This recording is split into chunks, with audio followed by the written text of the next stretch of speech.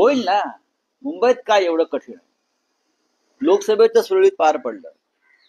सुरळीत पार पडल्यामुळे मोदींचा पराभव महाराष्ट्रात झाला.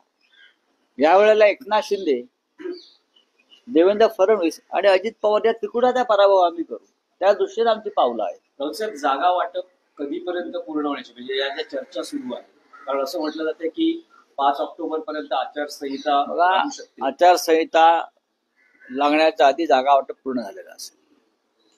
आमच्यासाठी जागा वाटप ही अडचण नाही. स्वतः माननीय शरद पवार साहेब असतील, माननीय उद्धव ठाकरेजी असतील, नाना पटोलेजी किंवा त्यांच्यावरचे दिल्लीतला हायकमांड आहे, हे प्रत्येक जण जागा वाटपामध्ये अत्यंत संयमानं आपल्या भूमिका बजावत आहे. पण सूत्र काय असेल? समसमान जागा वाटप?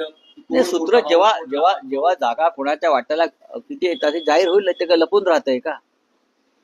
सूत्र कसलंय? जिंकेल त्याची जागा हे सूत्र आहे. अशी बातमी आली की 10 जागा कमी, पण मुख्यमंत्री पद आम्हाला हवंय असं आपल्या पक्षाचं भूमिका आहे.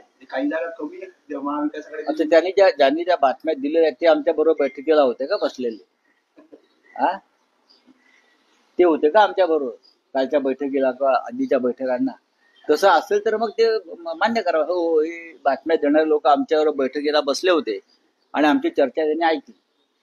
या हे चर्चेचे विषय नसतात, हे या पत्रकारांना, बातमीदारांना कळलं पाहिजे.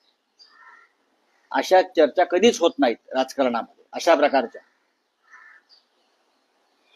उद्धव ठाकरे जे मुख्यमंत्री झालेले आहेत, ही या राज्याची तेव्हाची गरज होती आणि महाविकास आघाडीची गरज होती, हे लक्षात घ्या.